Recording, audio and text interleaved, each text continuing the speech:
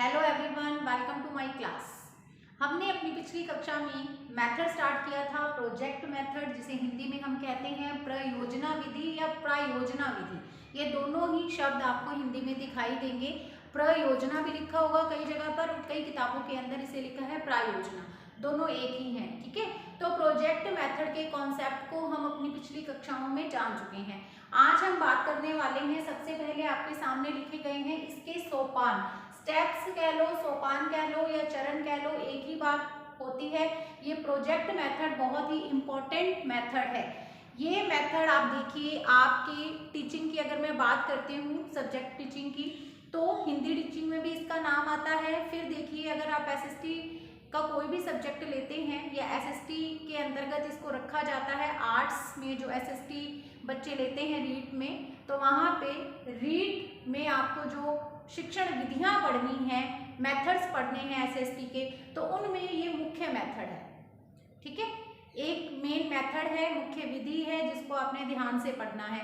दूसरी बात, जैसा कि मैं हमेशा ही आपको बताती हूँ कि अगर आप हिंदी शिक्षण में उसकी विधियों की बात करें तब भी आपने इसको पढ़ना है, आपने इसको एसएसटी की शिक्षण विधियों में पढ़ना है, आपने इसको सिविक्स की शिक्षण विधियों में पढ़ना है, आपने इसको साइंस की शिक्षण विधियों में पढ़ना है। तो आप देखो ये कितना इम्पोर्टेंट मेथड है, सभी टीचिंग्स में आता है ये। अगर आप साइंस मैथ्स के भी हैं ना, अगर रीट के अंतर्गत आप साइंस मैथ पढ़ने वाले स्टूडेंट हैं, आपको साइंस और मैथ पढ़नी है, तो साइंस की जब आपको टीचिंग मेथड्स पढ़ने हैं, मैथ्स के टीचिंग मेथड पढ़ने हैं, तो उसमें भी ये प्रोजेक्ट मेथड होता है। यानी कोई भी सब्जेक्ट की बात करूं, सभी में इसकी बात होगी। दूसरी बात, अगर आप बीएड सेकेंड ईयर के स्टूडेंट हैं तो वहाँ पे भी आपको इसको पढ़ना है। तो चाहे रीट की तैयारी करें या आप पर्टिकुलर किसी सेकेंड ग्रेड की तैयारी कर रहे हैं, तब भी आपको ये मेथड पढ़ना है। और अगर आप बीएड सेकेंड ईयर के स्टूडेंट हैं तब भी आपको ये मेथड पढ़ना है। तो ये मेथड बहुत ही इम्पॉर्टेंट है। ठीक है, तो इसके कॉन्सेप्ट से रिलेटेड जो भी मैटर था वो हम अपनी पिछली कक्षा में, पिछली वीडियो के रूप में आपके पास वो अवेलेबल है। अगर किसी ने वो वीडियो नहीं देखी है तो आप उसको देख लें, क्योंकि वहीं से आपको इसका कॉन्सेप्ट समझ में आएगा। मैंने डेफिनेशंस भी कराई हैं वहाँ पे, तो वो डेफिनेशंस जो आपको मैंने कराई हैं वो सारी ही इम्पॉर्टेंट है। एग्जाम लेवल से की दृष्टि से अगर हम देखते हैं तो वो सारी ही इम्पॉर्टेंट है। 4-5 वहाँ पे मैंने डेफिनेशंस बताई हैं, क्योंकि डेफिनेशन देकर के पूछा जाता है कि ये किसने दी है, ये परिभाषा, ये डेफिनेशन किसकी है, तो वो डेफिनेशंस आपकी हेल्प कर सकती हैं। अब आज की कक्षा में मैं आपसे बात करने वाली हूँ स्टेप्स के बारे में। ठीक है, कि प्रोजेक्ट मेथड के स्टेप्स कौन कौन से होते हैं, चरण कौन से हैं, सोपान कौन से हैं। तो कुल आपके सामने यहाँ पे आपको बॉक्सेस में लिखे हुए स्टेप्स दिखाई दे रहे हैं। 6 स्टेप हैं ये टोटल। पहले एक बार इनको पढ़ते हैं और उसके बाद एक एक करके जानेंगे कि इनमें होता क्या है।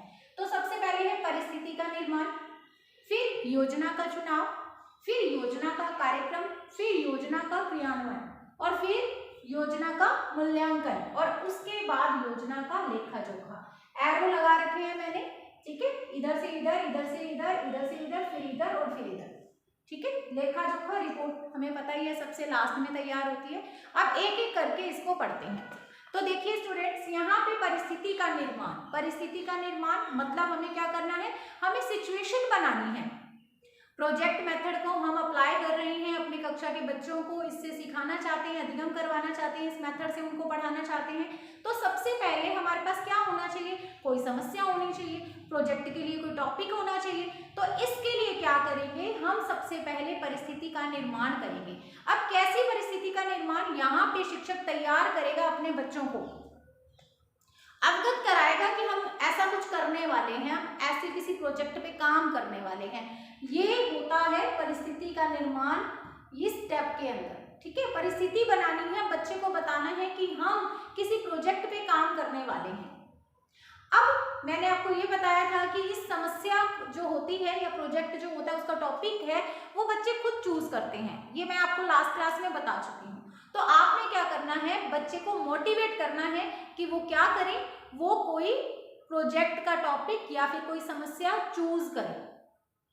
वो ज्यादा से ज्यादा उनके माइंड में ये आए कि ऐसा भी कर सकते हैं, इस टॉपिक पे भी प्रोजेक्ट तैयार हो सकता है, या फिर इस समस्या का हम इस मेथड के अंदर यूज कर सकते हैं। तो वो ज्यादा से ज्यादा उसको मोटिवेट करना है कि उसका दिमाग चले, उसके दिमाग में समस्याएं आए,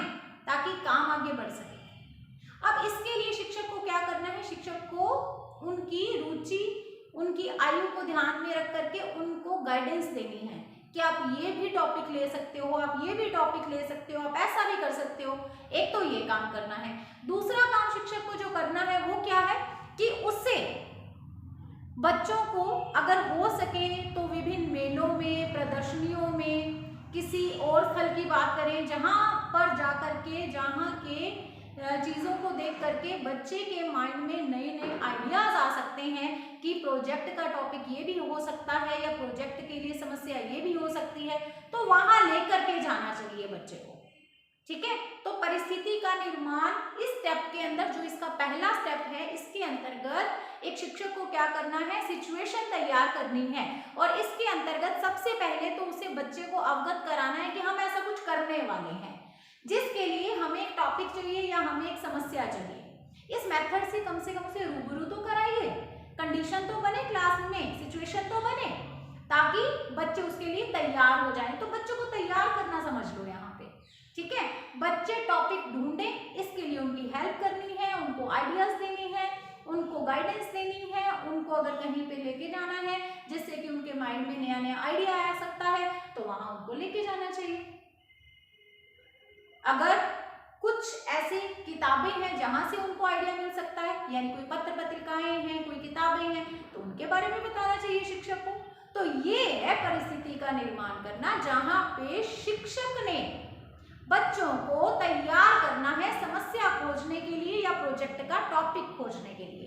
ठीक है, चलिए अब बढ़ते हैं दूसरे स्टेप पे। अब ये काम हो गया, ठीक है, बच्चों पे इतना वर्क कर दिया एक शिक्षक ने, एक टीचर ने। अब सेकंड जो यहाँ पे स्टेप है, इसमें क्या होगा, जहाँ पे योजना के चुनाव की बात हो रही है स्टूडेंट, ये जो दूसरा स्टेप है, इसमें क्या करना है, इसमें करना है योजना का चुनाव। अब आपने परिस्थिति का निर्माण कर दिया है, अब क्या होगा, बच्चों के दिमाग में बहुत सारे आइडियाज आएंगे, बहुत सारे टॉपिक्स होंगे, बहुत सारी समस्याएं होंगी। अब उनमें से हमें किस समस्या को चूज करना है, उसके लिए हमें क्या करना होगा, सबके साथ विचार विमर्श करना होगा। जो भी समस्या चुनी जाए, जो भी प्रोजेक्ट का टॉपिक चुना जाए, जिसपे हम प्रोजेक्ट तैयार करेंगे, इस मेथड को अप्लाई करेंगे, वो सबकी रुचि के अनुसार और सबकी योग्यता क्षमता को ध्यान में रखकर चुना जाना चाहिए। मतलब क्या हो, ये योजना सबको पसंद आनी चाहिए, टॉपिक सबकी इच्छा के अनुसार चुना जाना चाहिए। ठीक है, यहाँ तो बहुत सारे आइडियाज आ गए हैं, बहुत सारे आइडियाज आ गए हैं, बहुत सारे हमारे पास टॉपिक्स आ गए हैं। और सेकंड में जब इतने सारों में से किसी एक को चुनना है, तो वहां पे क्या किया जाएगा, सबके साथ विचार विमर्श करके चुनाव किया जाएगा। ठीक है, सबके साथ विचार विमर्श किया जाएगा, पूरी क्लास उसके लिए एक मत होनी चाहिए कि ठीक है, ऐसा कर सकते हैं, we are agree to do this. Okay, तो योजना का चुनाव हो गया। अब इतने सारे आइडियाज में से, इतने सारे टॉपिक्स में से हमने किसी बेस्ट वन को चूज कर लिया है। अब आ गए हम थर्ड स्टेप पे। यहाँ पे क्या है, योजना का कार्यक्रम बन रहा है। अब हमारे पास टॉपिक है, अब हम बना रहे हैं कार्यक्रम कि इस पे हम काम कैसे करेंगे। ठीक है, इस पे हम काम कैसे करेंगे। अभी काम स्टार्ट नहीं हुआ है, ध्यान रखो। ठीक है, काम स्टार्ट नहीं हुआ है, अभी हम बच्चों को तैयार कर रहे हैं। ठीक है, यहाँ पे हम बच्चों को तैयार कर रहे हैं, यानी एक कार्यक्रम, प्रोग्राम कहते हैं ना कि कल अगर प्रोग्राम है तो आज हम क्या करते हैं, उसकी प्लानिंग करते हैं कि ऐसे ऐसे ऐसे ऐसे पूरे प्रोग्राम को हम ऐसे संचालित करेंगे। तो यहाँ पे वही काम हो रहा है, कार्यक्रम बन रहा है, प्रोग्राम तैयार हो रहा है, प्लानिंग हो रही है अभी तो यहाँ पे अच्छे से प्लान किया जाएगा ताकि कोई भी कमी ना रह जाए। पूरे सोच समझ करके काम, प्रत्येक को काम सौंपा जाएगा। अब प्लानिंग करते हैं तो क्या होता है, सबकी ड्यूटीज लगा देते हैं, ड्यूटीज लगाते हैं ना हम लोग। तो यहाँ पे भी इस स्टेप में ड्यूटीज लगाएंगे हम। बच्चों को अगर ग्रुप्स में बांटना है तो ग्रुप्स में बांट देंगे, बच्चों को काम सौंपना है तो काम सौंप देंगे। कोई रिपोर्ट तैयार करेगा, कोई बच्चा वहाँ पे कुछ और अरेंजमेंट्स करेगा। तो इस तरह से जिसको जो काम देना है, जो जिस काम के काबिल है, जिसमें जिस काम को करने की सामर्थ्य है, वो काम उसको हम सौंप देंगे। ठीक है। तो यहाँ पे जो कार्य है वो भी बांटा जाता है, बच्चों को बताया जाता है कि किस बच्चे ने कौन सा काम करना है। अब यहां से पहुंचो यहाँ पे योजना का क्रियान्वयन। अब यहाँ पे क्या हो रहा है, जो प्लान बनाया है, यहाँ पे जो प्लान बना है प्रोग्राम का, उसको यहाँ पे क्रियान्वित किया जा रहा है। अब सेम एज इट इज, यानी ये समझ लीजिए प्रोग्राम की जो प्लानिंग की थी, प्रोग्राम स्टार्ट हो गया, ठीक है। योजना का क्रियान्वयन। अब क्रिया प्रतिक्रिया, मैंने आपको लास्ट क्लास में 3 चीजें बताई थी। सबसे पहले समस्या होती है, समस्या के बाद क्रिया प्रतिक्रिया होती है और फिर समाधान निकलता है, ठीक है। तो यहाँ पे क्रिया प्रतिक्रिया हो रही है, यहाँ पे क्रिया प्रतिक्रिया का मतलब योजना क्रियान्वित हो रही है, यहाँ पे प्रोग्राम चल रहा है, कार्यक्रम चल रहा है। उसके बाद यहाँ पे है योजना का मूल्यांकन। योजना का मूल्यांकन, जो हमने प्लान बनाया था यहाँ पे, फिर यहाँ पे उसको क्रियान्वित किया, तो यहाँ क्या देख रहे हैं, यहाँ पे देख रहे हैं कि क्या जो यहाँ प्लान किया वो यहाँ पे एज इट इज हो पाया कि नहीं हो पाया। और जो हम चाहते थे कि इससे हमारे स्टूडेंट्स सीख जाएं कुछ, तो क्या बच्चे सीख पाए हैं या नहीं पाए हैं, यहाँ पे करेंगे मूल्यांकन। अच्छा, मूल्यांकन कौन करेगा? अब आप कोई कहोगे कि मूल्यांकन का काम तो एक टीचर का होता है, तो शिक्षक ही करेगा मूल्यांकन। हाँ, आप सही कह रहे हैं, शिक्षक मूल्यांकन करेगा। शिक्षक मूल्यांकन करने के साथ साथ मैं आपको ये बता दूं कि इस विधि में शिक्षक जो होता है केवल पथ प्रदर्शक का कार्य करता है। वैसे तो मैं पहले बता चुकी हूँ आपको, शिक्षक का काम केवल पथ प्रदर्शक बनने का ही रहता है। सारा का सारा काम बच्चे ही करते हैं, विद्यार्थी ही करते हैं, अपने आप से करके सीखते हैं। तभी तो एक सिद्धांत पढ़ाया था मैंने पिछली कक्षा में आपको। क्या पढ़ाया था? स्वतंत्रता का सिद्धांत, यानी बच्चे स्वतंत्र होते हैं।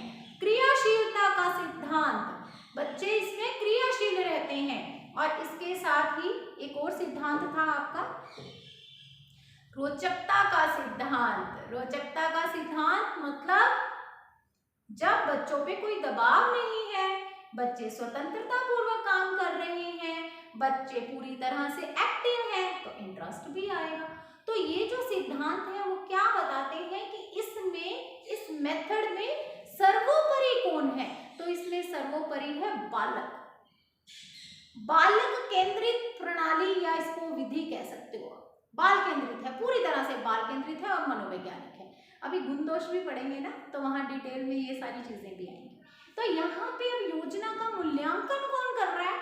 तो शिक्षक तो है पथ प्रदर्शक, उसका काम तो गाइड करना है, तो वो साथ साथ में क्या कर रहा है? मूल्यांकन भी कर रहा है। ठीक है, उसका काम है मूल्यांकन करना, लेकिन यहाँ पे बच्चे खुद का मूल्यांकन करेंगे कि जो प्लान उन्होंने बनाया था वो कितना सक्सेसफुल हुआ है, उस पे बात होगी। तो बच्चे खुद यहाँ पे मूल्यांकन करेंगे, ठीक है, खुद मूल्यांकन कर रहे हैं। इसमें आत्म मूल्यांकन होता है, खुद को चेक करना है, अपने साथियों के द्वारा जो काम किया गया है उसको चेक करना है, ये भी इसमें आता है, ठीक है। अब देखिए, अब हम यहाँ पे जब बच्चे अपना मूल्यांकन कर लेंगे तो जो लास्ट स्टेप है यहाँ पे पहुंच जाएंगे। तो इसमें क्या है? योजना का लेखा जोखा। लेखा जोखा मतलब रिपोर्ट। बात समझ में आ गई होगी। रिपोर्ट तैयार करनी है, कहां से लेकर के? तो मैं आपको बता दूं कि यहां से लेके परिस्थिति के निर्माण से लेकर के इन स्टेप से होते होते जो भी हम यहाँ तक पहुंचे हैं, वहां तक, इसके एंड तक हमें सब कुछ लिखित रूप में करना होता है, रिपोर्ट तैयार करनी होती है। अब ये रिपोर्ट कौन तैयार करता है बताइए? तो ये रिपोर्ट बच्चे ही तैयार करते हैं, क्योंकि बाल केंद्रित है, मनोवैज्ञानिक है, बालक ही इसमें सर्वोपरि है। तो यहाँ पे सारा का सारा काम किसके द्वारा किया जाएगा? बालक के द्वारा किया जाएगा। तो रिपोर्ट तैयार करने का काम, लेखा जोखा तैयार करने का काम, जो कि यहाँ से लेकर के यहाँ तक का पूरा लिखित रूप में तैयार करनी है रिपोर्ट, ये बच्चे ही तैयार करेंगे। और शिक्षक पथ प्रदर्शक है, तो शिक्षक चाहे तो अपने लेवल पर भी एक रिपोर्ट तैयार कर सकता है। लेकिन यहाँ पे इस काम में उसने इंटरफेरेंस नहीं करनी। यहाँ पे शिक्षक की भूमिका सिर्फ और सिर्फ, बार बार कह रही हूँ, परीक्षा में प्रश्न पूछा जाता है, मनोवैज्ञानिक विधि है या नहीं, बाल केंद्रित विधि है कि नहीं, इसमें शिक्षक का काम पथ प्रदर्शक के रूप में होता है या नहीं होता, तो ये सब पूछा जाएगा। कौन कौन सा सिद्धांत इस पे लागू होता है, ये सब इम्पोर्टेंट है, इसीलिए बार बार बता रहे। ठीक है, तो शिक्षक अपने लेवल पर पथ प्रदर्शन तो उनका करेगा ही करेगा, गाइड तो करेगा ही उनको सारी चीजों का। यहाँ परिस्थिति निर्माण में तो मुख्य भूमिका निभाएगा सभी स्टेप्स में, लेकिन एज अ गाइडेंस। ठीक है, गाइड बनेगा सिर्फ। और इसके अलावा वो अपने लेवल पर एक रिपोर्ट तैयार करेगा। बच्चों की रिपोर्ट में या उनके काम में कोई वो परेशानी क्रिएट करने का काम नहीं कर सकता। ठीक है, इंटरफेरेंस उसका कुछ नहीं रहेगा, उसका काम सिर्फ गाइड करना रहेगा। तो ये है इसके स्टेप, चरण या सोपान। उम्मीद करती हूँ आपको ये बहुत ही अच्छे से समझ में आ गए होंगे।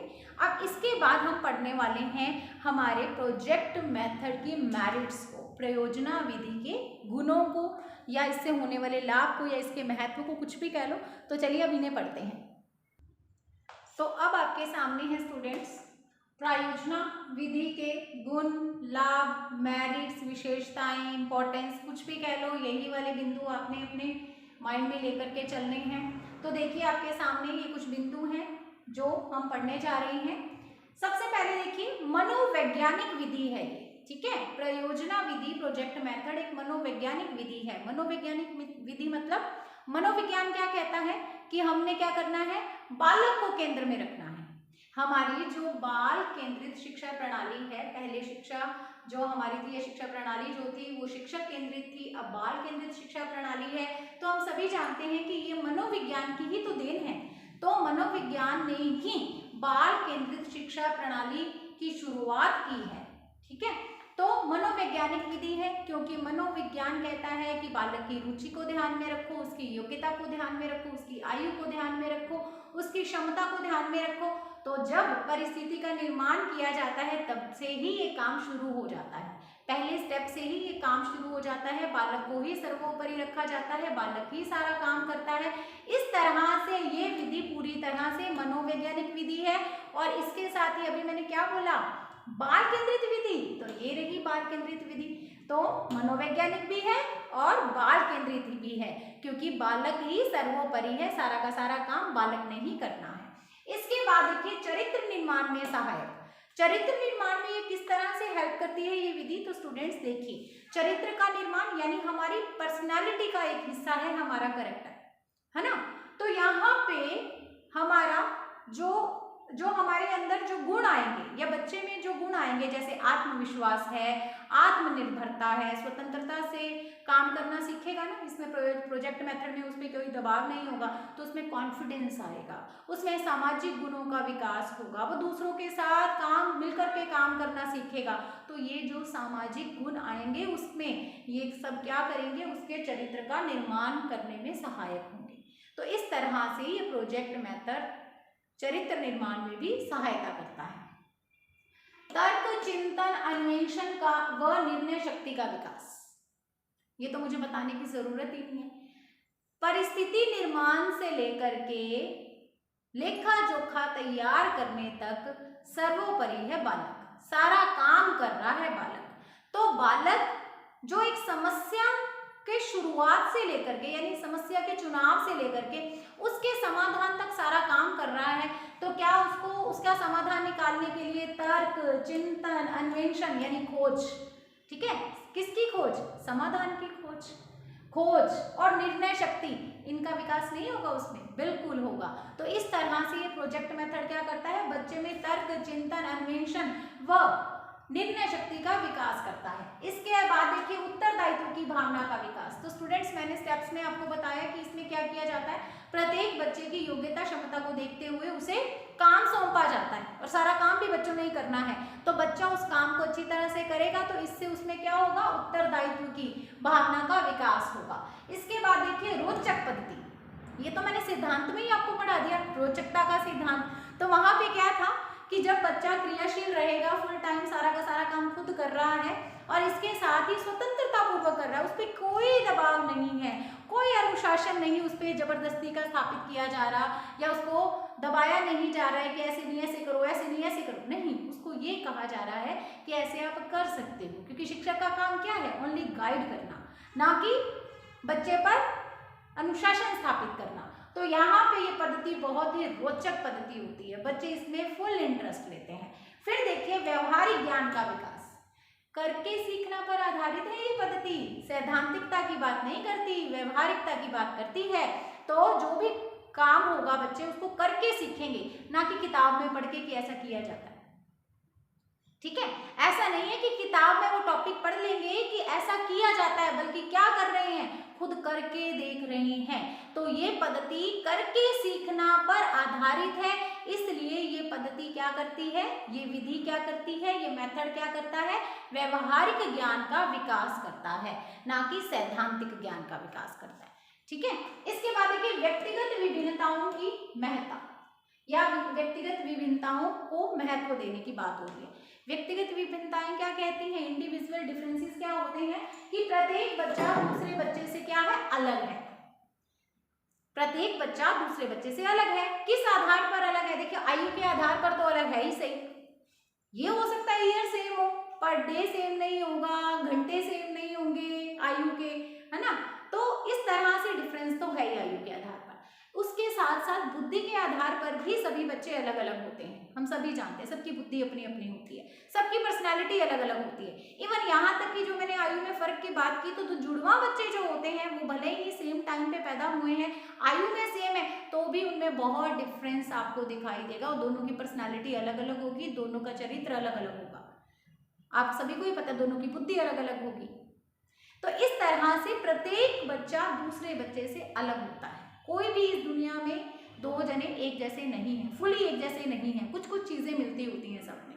तो यहाँ पे प्रोजेक्ट मेथड में जब काम सौंपा जाता है या फिर मैं ये कहूँ कि परिस्थिति का निर्माण किया जाता है, उस टाइम से ही बच्चे की आयु, उसकी योग्यता, उसकी क्षमता, उसके इंटरेस्ट, इन सब चीजों को ध्यान में रखा जाता है। तो इसका मतलब क्या हुआ कि ये जो मेथड है वो व्यक्तिगत विभिन्नता और इसके साथ ही हम ये कह सकते हैं कि प्रत्येक बच्चे को उसकी रुचि के अनुसार काम सौंपने का की बात कहता है। उत्तरदायित्व की जहाँ पे यहाँ पे सौंपने की बात हुई है ना, कि काम सौंपने की बात हुई है, तो जो भी काम दिया जाएगा ना वो भी बच्चे की विशेषताओं को ध्यान में रख करके, उसमें जो गुण है उनको ध्यान रख करके, जो उसकी कैपेसिटी है, जो उसकी क्षमता है, जो उसकी योग्यता है, जो उसका इंटरेस्ट है, उसको ध्यान में रख के दिया जाएगा। इस तरह से ये जो मेथड है वो पूरी तरह से व्यक्तिगत विभिन्नताओं को महत्व देने वाला मेथड है। इसके बाद देखिए नेक्स्ट पॉइंट, अनुशासन, गृह कार्य आदि से मुक्ति। अनुशासन, गृह कार्य, तो बच्चे को तो इस पथ पर आकर के हमने क्या करना है, केवल गाइड करना है। शिक्षक का काम केवल गाइड करना है, उन पर जबरदस्ती का अनुशासन नहीं स्थापित करना। और दूसरी बात ये है कि बच्चे स्वतंत्र होकर के सीख रहे हैं, सारा का सारा काम विद्यालय में ही कर रहे हैं, तो इसका मतलब होमवर्क तो कोई है ही नहीं, तो होमवर्क से भी मुक्ति मिल जाती है बच्चों को। इसके साथ ही ज्यादा कुछ उनको डिसिप्लिन में रहने को नहीं कहा जाता, तो अनुशासन और गृह कार्य से मुक्ति मिलती है, ये भी इसका एक गुण है। उसके बाद देखिए गृह, विद्यालय व समाज में परस्पर संबंधों की स्थापना। तो देखिए मैंने जो लास्ट वीडियो में आपको कॉन्सेप्ट पढ़ाया था ना स्टूडेंट्स, वहां मैंने आपको ये बात बताई थी कि ये जो विचारधारा है वो किसकी है, इसके प्रवर्तक कौन है इसकी, और ये विचारधारा किसकी है, प्रोजेक्ट मेथड। तो दिमाग में आंसर आ जाना चाहिए, क्योंकि पिछली वीडियो में हम इस पर अच्छे से बात कर चुके हैं। जॉन डीवी की विचारधारा है, जो कि गुरु थे, उन्होंने शिष्य से अपनी जो भी ये चाहते थे कि कोई ऐसा मेथड आ जाए जिससे कि क्या हो जाए, बच्चे के सामाजिक जीवन से जो कक्षा का शिक्षण है वो जुड़ जाए, समन्वय का सिद्धांत स्थापित हो जाए। तो गुरु ने शिष्य को बताया था और शिष्य ने फिर ये मेथड तैयार कर दिया। किसने तैयार किया, शिष्य कौन थे, W Kilpatrick, professor W Kilpatrick. उम्मीद करती हूँ आपको ये आंसर आता था, मेरे साथ आपने भी यही आंसर बोला होगा। ठीक है, तो चलिए देखिए इसमें क्या होता है कि जॉन डीवी ये चाहते थे कि बच्चे को जब कक्षा में शिक्षण कराया जाता है, जब कक्षा में पढ़ाया जाता है, तो उसके सामाजिक जीवन से उसको अलग रखा जाता है, सैद्धांतिकता को पढ़ाया जाता है, या हम कहें तो सैद्धांतिक ज्ञान दिया जाता है, व्यवहारिक ज्ञान नहीं दिया जाता। तो वो चाहते थे कोई ऐसा मेथड हो जिसमें व्यवहारिक ज्ञान दिया जाए, जो कक्षा के अंदर जो भी उदाहरण दिए जाएं, जो भी कुछ सिखाया जाए ना, वो उसके जीवन से संबंधित हो, उसके सामाजिक जीवन से संबंधित हो, वो वास्तविक हो, बच्चे को लगे कि हाँ वास्तव में ऐसा होता है। तो ऐसा इस पद्धति ने, इस मेथड ने कर दिया। इस मेथड ने क्या किया है, गृह, विद्यालय व समाज में परस्पर संबंध स्थापित कर दिया है। ठीक है, अब जो भी इस मेथड से जब भी पढ़ाया जाता है, तो मैंने आपको बताया था ना कि समस्या का चुनाव कहाँ से किया जाता है, बालक के रूटीन से, सामाजिक जीवन से समस्या लेके आई जाती है, रियल वास्तविक समस्या का चुनाव किया जाता है। तो इससे क्या होता है, ये तीनों आपस में जुड़ जाते हैं, इनमें कोई डिफरेंस नहीं रहता, और जो ज्ञान होता है वो कैसा होता है, व्यवहारिक होता है, सैद्धांतिक नहीं होता। जैसा कि ये कहते थे हमारे जॉन डीवी जी कि ऐसी मेथड होना चाहिए जो ये सब कुछ कर सके, तो इस मेथड ने ये सब कुछ कर दिखाया है। ठीक है, तो ये हैं इसके गुण कह लो, आप लाभ कह लो, इसकी विशेषताएं कह लो, आप इसके महत्व के अंतर्गत इन बिंदुओं को ध्यान में रखें। बहुत ही इंपॉर्टेंट टॉपिक है, चरण पढ़ लिए हैं, स्टेप्स, और इसके साथ ही इसकी मेरिट्स पे हमने ध्यान दे लिया है। अभी इसके गुण हैं तो इसके दोष भी हैं, तो अगली कक्षा में हम इसके दोष पढ़ने वाले हैं। तो चलिए अब हम मिलेंगे अगली कक्षा में, अगली वीडियो में। God bless you, have a nice day.